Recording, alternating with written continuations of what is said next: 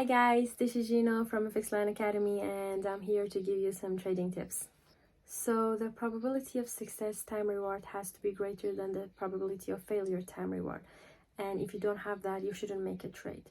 So every time you don't have to sit down and pencil it out, you just have to have a method to approach. For example, you consider 40 trades a day and you take 10 to 20 of them. So what you need to consider is the reward, the probability, and the risk. You know what the risk is, you know what the reward is, and you know where you put your stock at, and you know how far away your profit limit is. What you don't know is the probability. So in your mind, you can't have that belief until the probability is less than 60%.